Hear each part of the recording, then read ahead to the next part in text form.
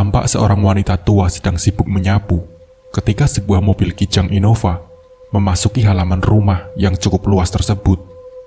Ia tersenyum ke arah mobil begitu tahu siapa yang datang. Iya, mereka adalah keluarga baru yang akan menempati rumah itu. Rumah yang sudah hampir 6 tahun kosong tanpa penghuni. Hanya saja setiap 2 kali dalam seminggu, rumah tersebut dibersihkan oleh Bu Munah dan anaknya, sehingga rumah tetap bersih dan terawat. Karena rumah itu memang sudah dijaga oleh keluarga Bu Maimunah secara turun-temurun. Karena pemilik pertama dari rumah tersebut sangat dekat dengan keluarga Bu Munah. 6 tahun yang lalu, memang pernah ada sebuah keluarga yang mengontrak rumah itu, tapi hanya bertahan 6 bulan saja. Karena setelahnya keluarga itu pindah ke daerah kota yang jauh lebih ramai.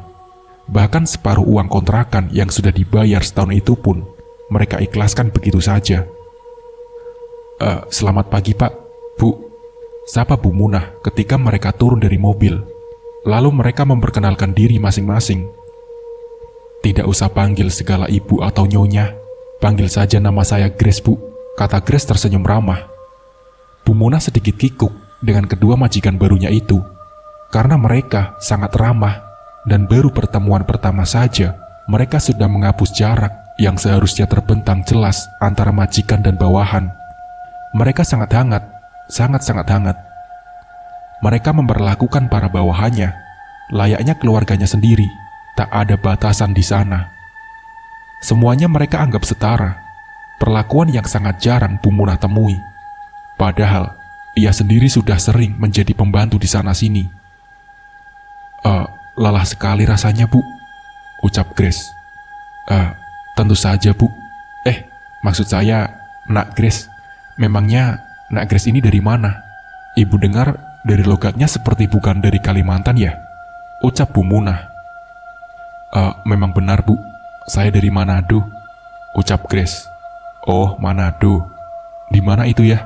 Di Pulau Jawa bukan? Kata Bu Munah. Grace pun tertawa. Ia langsung menghentikan pekerjaannya. Bukan di Jawa, Bu, tapi di Sulawesi Utara, ucap Grace menjelaskan. Oh, Sulawesi. Maaf ya, Grace. Ibu taunya cuma Pulau Jawa saja, pulau yang ada di luar Kalimantan ini, kata Bu Munah. Tidak apa-apa, Bu. Oh ya, Ibu tidur di sini kan? Ucap Grace. Bu Munah menggeleng. Saya tidak pernah tidur di sini, Bu. Dari majikan-majikan yang dulu pun saya tidak tidur di sini, kata Bu Munah kepada Grace. Kenapa, Bu? Tanya Grace. Sebab rumah saya dekat dari sini, cuma 2 kilometer, ucap Bu Munah. Alis Grace mengerut. 2 kilometer itu jauh loh, Bu. Apalagi kalau jalan kaki, kata Grace kepada Bu Munah. Bu Munah pun tersenyum, tak bisa berkata-kata lagi. Bagaimana kalau Ibu nanti tinggal di sini saja? Biar nggak capek bolak-balik, Bu. Kasihan Ibu, setiap hari harus pulang pergi 4 kilometer, kata Grace. Aduh, bagaimana ya, Nak? Kata Bu Munah. Ibu punya suami, kata Grace kembali kepada Bu Munah. Saya sudah bercerai 15 tahun lalu. Saya tinggal di rumah ikut anak dan menantu saya, Nak, kata Bu Munah kepada Grace. Grace memeluk Bu Munah. Tangannya yang halus dan lentik itu tak segan-segan mengusap air mata Bu Munah ketika beliau mulai terisak menceritakan sebab perceraiannya itu. Ibu jangan sedih lagi ya. Saya juga jadi ikutan sedih, Bu. Sabar ya, ucap Grace bergetar. Kenapa sayang? Tanya suami Grace yang menghampiri mereka bersama dengan anaknya. Cepat-cepat Bu Munah mengusap air matanya. Ini Ibu Munah bercerita tentang suaminya, Pak, kata Grace kepada suaminya. Oh, ya sudah, kalian lanjutkan saja mengobrolnya. Aku mau menemani Moses bermain dulu ya, kata suami Grace. Setelah dibujuk, akhirnya Bu Munah pun mau tinggal di rumah itu. Ia mengabdikan diri untuk melayani majikannya tersebut. Namun baru 2 hari tinggal di sana, Bu Munah mulai merasa ada yang aneh terhadap Moses. Anak laki-laki majikannya yang baru berusia 4 tahun itu sering kedapatan sedang berbicara sendiri. Tatapan matanya juga seperti sedang ada seseorang yang sedang bersamanya. Namun saat itu tidak ada siapa-siapa selain dirinya sendiri di ruang tersebut. Nak, iya bu, sudah beberapa kali ibu melihat Moses berbicara sendiri saat bermain. Bukan berbicara sendiri seperti anak-anak pada umumnya ketika bermain dalam memerankan boneka atau mobil-mobilan, tapi seperti sedang tanya jawab bersama seseorang. Nak, kenapa ya? Tanya Bu Munah. Sangat berhati-hati, takut majikan baiknya itu tersinggung. Namun reaksi tak terduga ditunjukkan oleh majikannya itu. Ia malah tersenyum. Itu biasa bu, wajar pada anak-anak yang tak punya teman seperti Moses. Mereka akan menciptakan teman khayalannya sendiri, kata Grace kepada Bu Munah. Meski tak terlalu mengerti, Bu Munah langsung mengangguk. Ibu permisi ke dapur dulu ya nak, ucap Bu Munah lalu berjalan ke dapur. Ketika akan membuang sampah, Bu Munah melihat Grace tengah menatap anaknya yang sedang bermain. Namun ketika Bu Munah tiba di tempat pengumpulan sampah, ia kembali melihat sosok Grace yang tengah melukis di halaman. Allahu Akbar, ucap Bu Munah kaget. Kebetulan sekali, Grace menatap Bu Munah dengan bibir tersenyum. Lalu ia kembali melanjutkan lukisannya. Cepat-cepat, Bu Munah masuk ke dalam rumah. Dan ketika ia melihat ke arah di mana ia melihat sosok Grace yang tengah menatap anaknya tadi, Bu Munah tak mendapati siapa-siapa di sana. Hanya ada Moses yang masih asik bermain mobil-mobilan. Kita pinjam itu, ujar Moses tiba-tiba seraya menunjuk mobil-mobilan berwarna merah yang terus berjalan dengan sendirinya. Mobil-mobilan merah yang dikira Bu Munah dijalankan dengan remote. Namun anehnya, ketika Moses berdiri untuk mengambil mobil-mobilan itu, tiba-tiba saja mobil-mobil merah tersebut berjalan tak tentu arah dan berusaha menjauh dari Moses. Berulang-ulang, Moses mengatakan kata-kata yang sama seraya menunjuk pada mobil-mobilan itu. Membuat Bu Munah langsung mendekatinya. Beliau mencoba membantu menangkap mobil-mobilan tersebut dengan tangannya. Tetapi mobil-mobilan itu seakan menghindari keduanya. Akhirnya, Bu Munah menyerah dan langsung menggendong Moses, lalu membawanya menemui Grace. Kenapa bu? Tanya Grace ketika Bu Munah sudah berada di dekatnya. Itu nak, mobil-mobilan Moses jalan sendiri.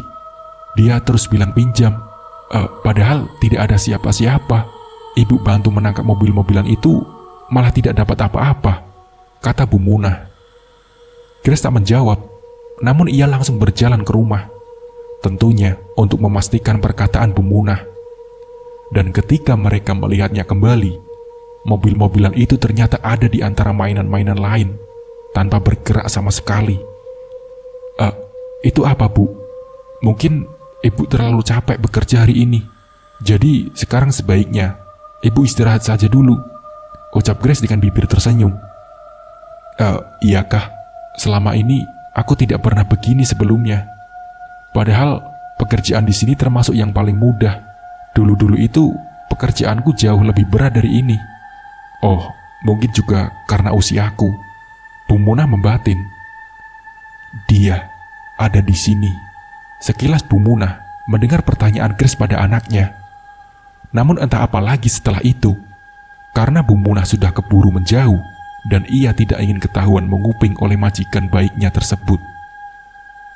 Dia, siapa dia yang dimaksud Nak Grace? Gumam Bu Munah berpikir. Malam itu, Grace pamitan pada Bu Munah ingin makan di luar bersama suami dan anaknya. Iya Nak Grace, hati-hati ya, kata Bu Munah kepada Grace. Iya bu, ibu ada yang mau dipesan atau tidak? Kata Grace kepada Bu Munah. Tidak ada nak, terima kasih, jawab Bu Munah. Bu Munah menuju dapur setelah kepergian majikannya itu. Ia membuat kopi panas dan sepiring nasi lengkap dengan sisa kari daging sore tadi. Saat masih menikmati makanannya, Bu Munah mendengar suara langkah berlarian di depan ruangan dapur. Namun ketika dicek, suara itu langsung menghilang.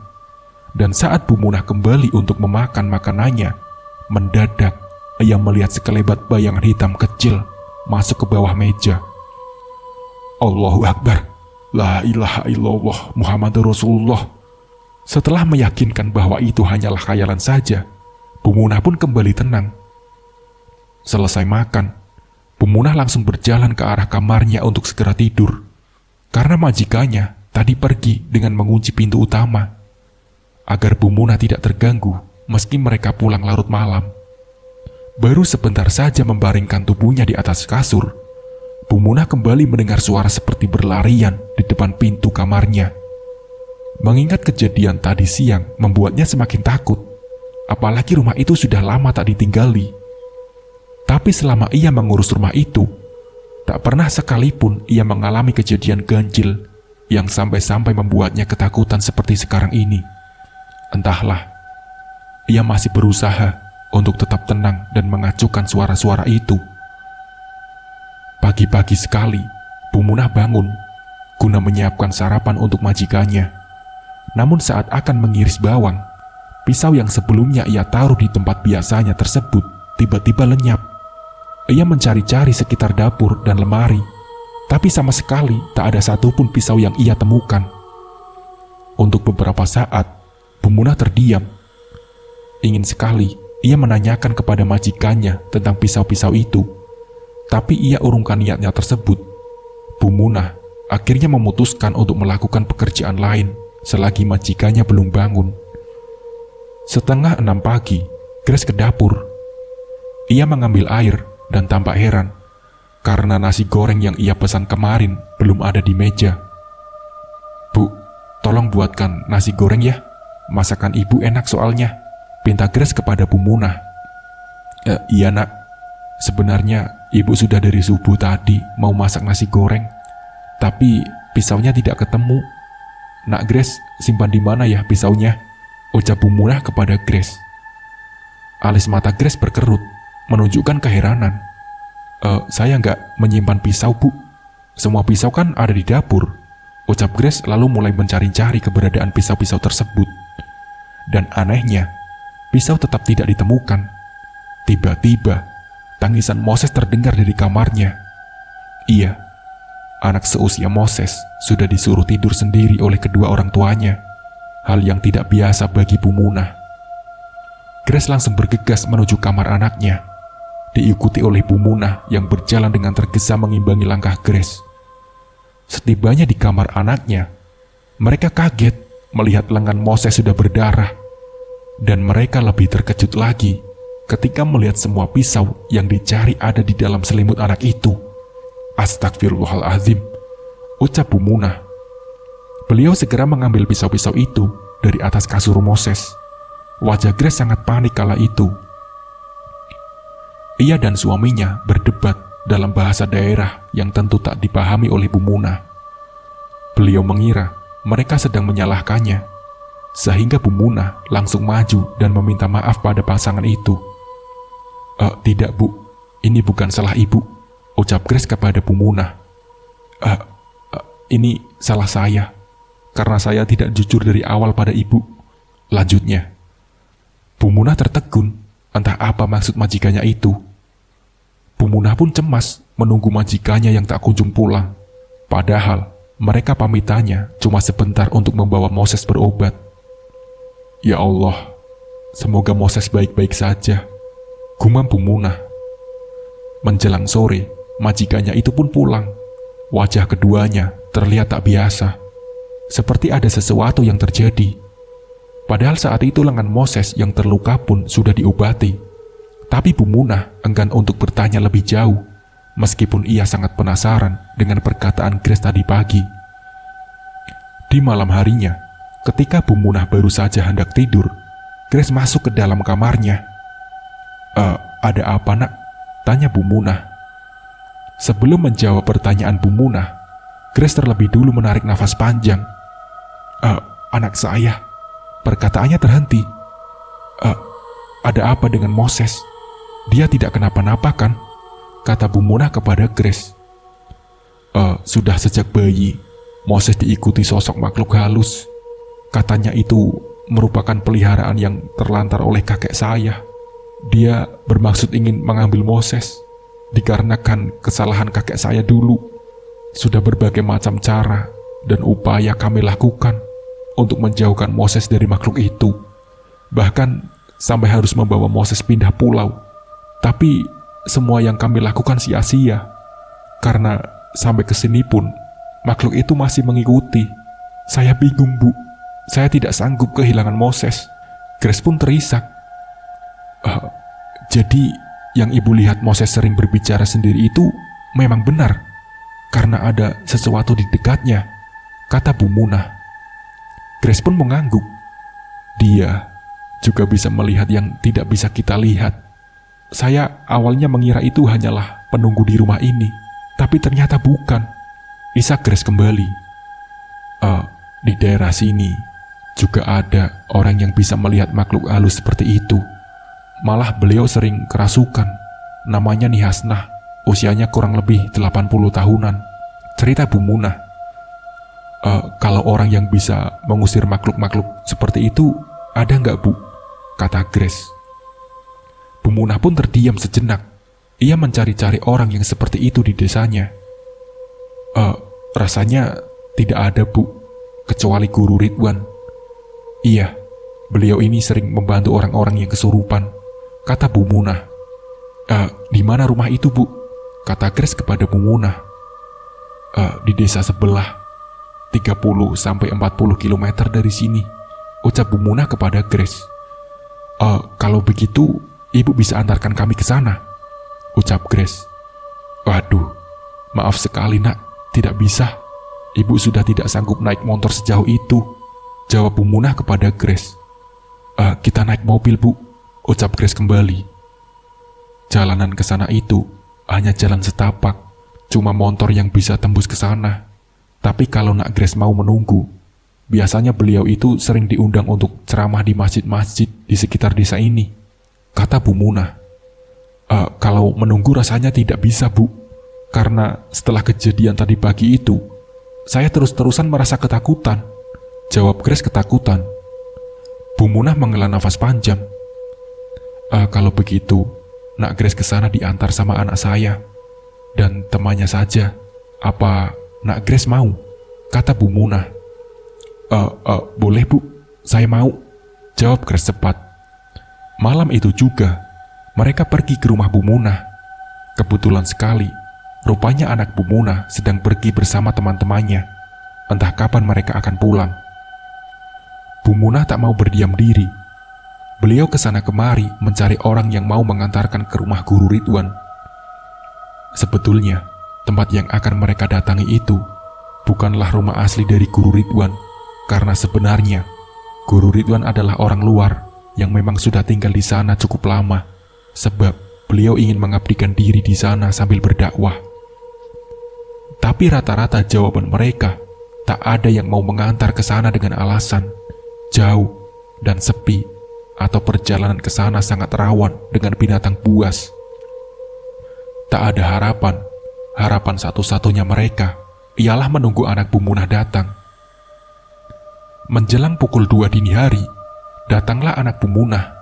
Ia pulang dengan membawa hasil pancing yang lumayan banyak. Ia tampak kaget melihat ada Grace di rumahnya. Kenapa, Mah? Kau bisa antarkan mereka ke rumah Guru Ridwan? Ujar Bu Munah balik bertanya. Lelaki itu mengangguk. Kapan, Mah? Sekarang juga, bisa nggak? Jawab Grace tak sabar. Anak Bu Munah terdiam sejenak. Tatapan matanya beralih ke ibunya.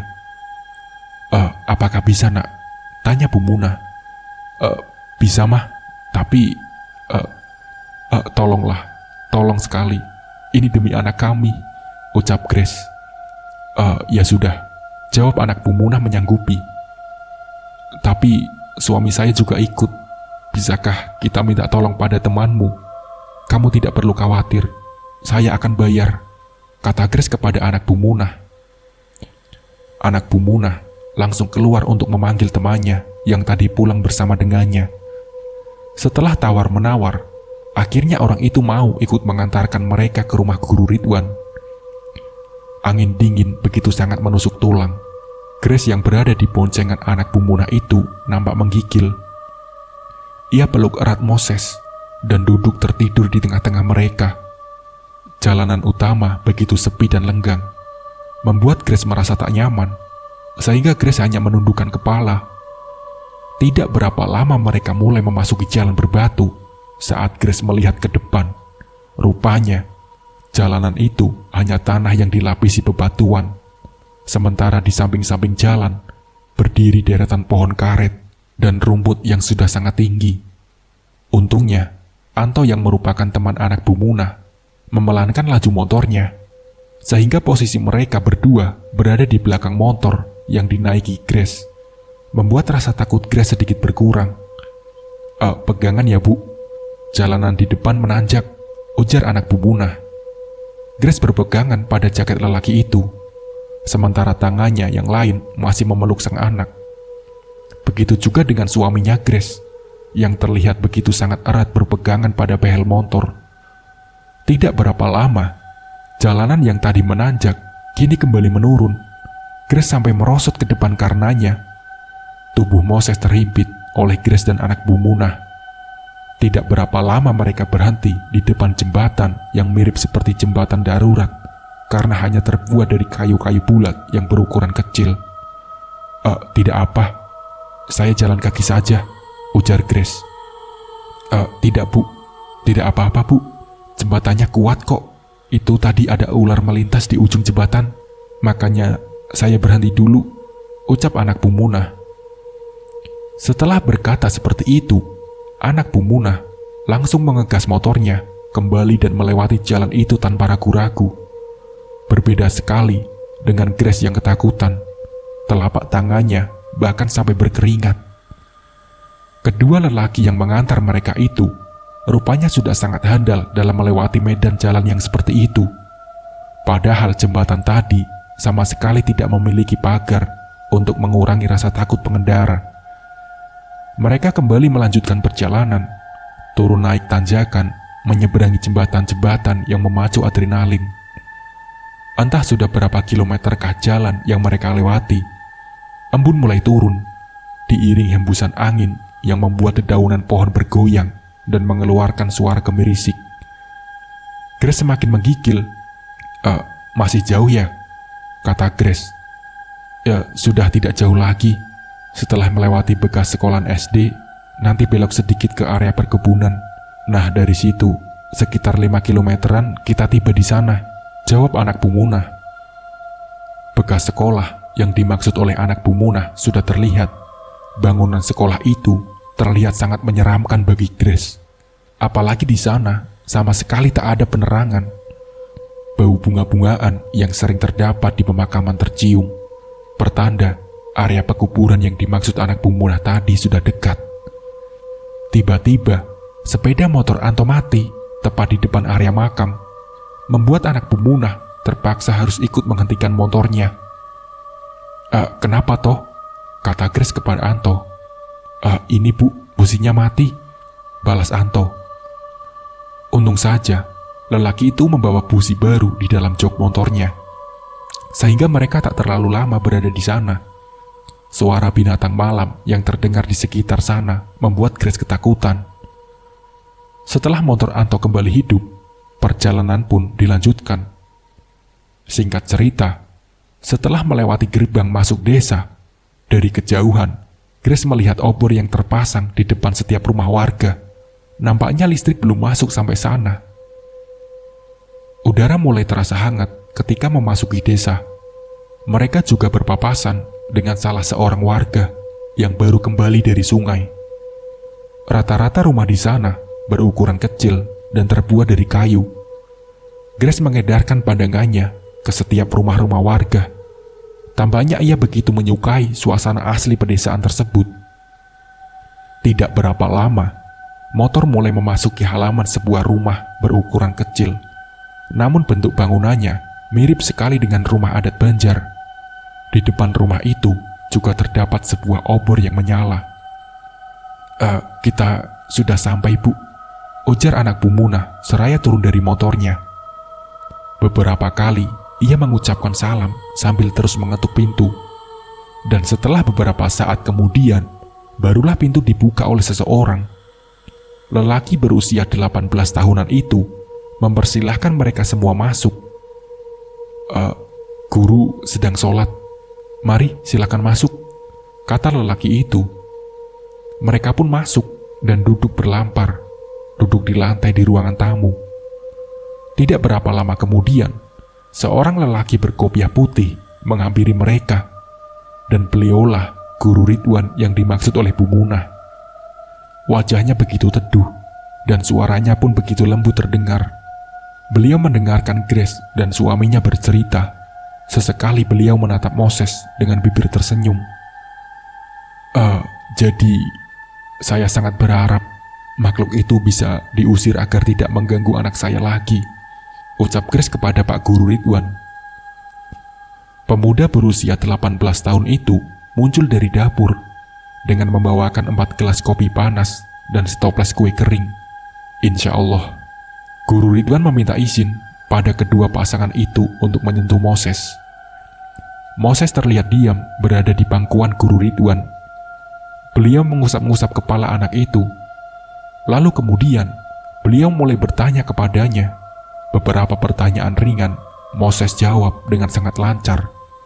Namun ketika Guru Ridwan menanyakan tentang siapa nama temannya, Moses langsung terdiam, kepalanya juga langsung menunduk. Guru Ridwan kemudian mengalihkan lagi pertanyaannya. Dan seketika, Moses mengangkat kepala, lalu menjawab pertanyaan beliau dengan lancar. Tapi ketika kembali ditanyakan tentang temannya, Moses lagi-lagi terdiam. Begitulah seterusnya. Anak pintar, Moses suka kucing? Tanya Guru Ridwan. Suka pak, jawab Moses. Bapak punya beberapa ekor kucing. Moses mau lihat, kata Pak Guru Ridwan lagi. Mau kok, jawab Moses. Lalu Guru Ridwan meminta pemuda tadi untuk mengambilkan seekor anak kucing untuknya. Anak kucing belang 3 yang sangat lucu itu membuat Moses tersenyum senang. Guru Ridwan membiarkan Moses bermain dengan anak kucing itu. Kalau Moses mau, Moses boleh bawa kucing itu kok. Bagaimana? Ucap Guru Ridwan. Raut wajah Moses yang tadinya riang seketika berubah. Kemudian pelan-pelan ia menggeleng. Nanti kucingnya diambil, kata Moses. Siapa yang mengambil? Kata Guru Ridwan. Dia yang mengambil pak, jawab Moses. Grace pun menutup mulutnya dengan tangan. Sementara Anto dan anak Bu Munah saling pandang. Guru Ridwan menarik nafas panjang. Hening. Lamat-lamat dari toa masjid terdengar lantunan sholawat tarhim menjelang azan subuh sebagai penanda akan masuknya waktu sholat subuh bagi umat muslim. Guru Ridwan pun pamit pada tamu-tamunya untuk melaksanakan sholat subuh terlebih dahulu.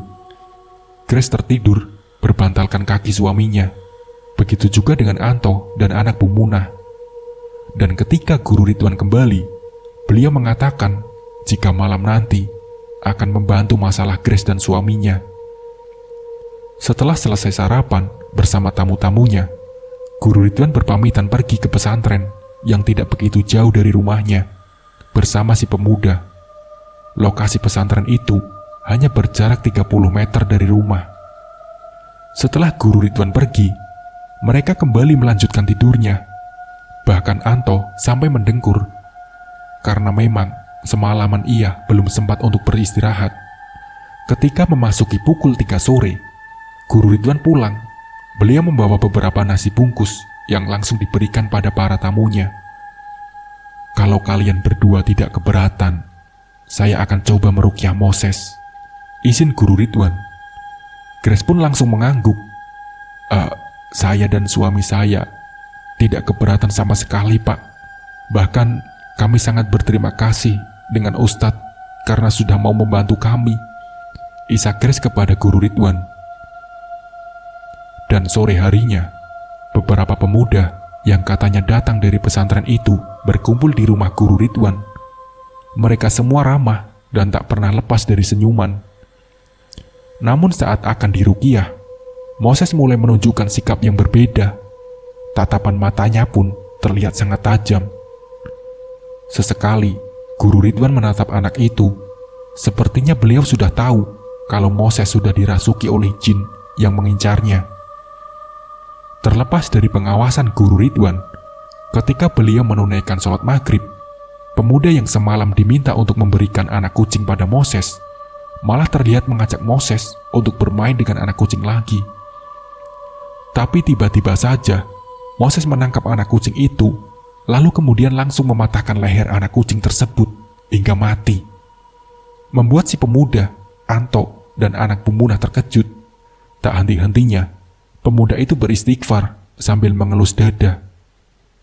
Dia selalu begitu saat akan diobati, ujar Grace. Bahkan ketika Guru Ridwan keluar, beliau juga terlihat kaget melihat anak kucing lucu itu sudah tergeletak dengan leher yang patah. Tolong kubur anak kucing itu ya, kata Guru Ridwan kepada si pemuda. Beberapa saat kemudian, Guru Ridwan dan beberapa santri lain mulai mengaji di sekitar Moses. Awalnya anak itu tampak biasa-biasa saja, namun tidak berapa lama, ia mulai berteriak dan mengamuk. 2 orang pemuda langsung membantu memegangi Moses yang terus meronta-ronta, sementara yang lainnya masih mengaji. "Kau anak seorang pemabuk dan pendosa," teriak Moses dengan suara yang sudah terdengar lain. Bahasanya pun tidak dimengerti oleh Grace, namun anak Bumunah paham artinya, karena bahasa daerah yang digunakan oleh Moses merupakan bahasa daerah dari tempat Guru Ridwan berasal. Aneh dan tidak masuk akal, seorang anak kecil yang bahkan belum sampai berbulan-bulan tinggal di Pulau Kalimantan itu sudah sangat lancar berbicara dalam salah satu bahasa daerah yang jarang orang sana gunakan. "Benar, apa yang kamu katakan itu memang benar. Lalu kenapa?" ujar Guru Ridwan tersenyum. "Kata kalian, babi itu haram, anjing itu haram. Tidak ada yang mau mendekati. Sebisa mungkin kalian hindari. Tapi zina, ghibah, fitnah, alkohol, tuak, arak, judi, kalian kerjakan semua.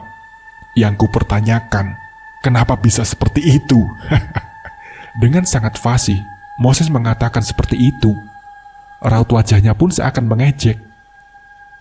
"Nah, kenapa sampai ke situ? Kamu ini sebenarnya siapa? Kenapa kamu ingin mengambil anak itu?" kata Pak Guru Ridwan. "Jawab dulu pertanyaanku tadi. Baru akan kujawab pertanyaanmu," kata Moses. "Kalau kita membahas itu, tidak akan cukup waktu 24 jam, jawab Guru Ridwan lagi. "Munafik, kamu adalah contoh orang munafik. Menjawab pertanyaan sesederhana itu pun kau tidak bisa. Dasar munafik," potong Moses sambil meronta ingin menyerang Guru Ridwan. "Kalau ku jawab pertanyaanmu itu, apa kau akan meninggalkan anak ini?" Jawabnya, "Tidak kan? Aku tahu pertanyaanmu itu hanya untuk mengulur waktu," kata Guru Ridwan. "Berbelit-belit, pertanyaanku sederhana. Tapi kau buat seakan seperti benang kusut, dan aku tidak akan tunduk atau takut pada orang sepertimu," jawab Moses kembali. Guru Ridwan meletakkan tangannya di atas kepala Moses yang terus menjerit. Hingga beberapa saat kemudian, tubuh Moses mulai melemah. Kedua pemuda tadi diarahkan untuk membaringkan Moses di atas lantai. Guru Ridwan lanjut membacakan doa-doa sampai Moses terbangun.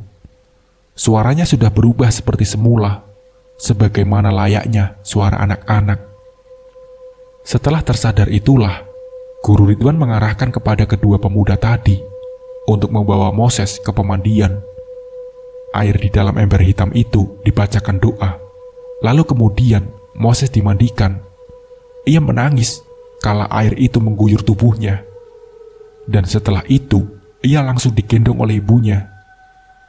"Insya Allah, Moses tidak akan diganggu makhluk itu lagi, Pak," ujar Guru Ridwan kepada ayahnya Moses. Syukurlah Pak Ustadz. Terima kasih banyak. Terima kasih," jawab ayahnya Moses. "Malam ini, sebaiknya kalian menginap di sini saja. Karena kasihan Moses kalau harus dibawa pulang malam-malam seperti ini," kata Guru Ridwan. Malam itu, mereka menginap di rumah Guru Ridwan. Dan keesokan harinya, mereka akan pulang. Grace dan suaminya tak henti-henti mengucapkan terima kasih. Di pagi harinya, Guru Ridwan terlihat sudah berdiri di halaman rumah sambil menggendong Moses. Sesekali, tangan beliau menunjuk ke arah sarang burung yang berada di atas pohon jambu.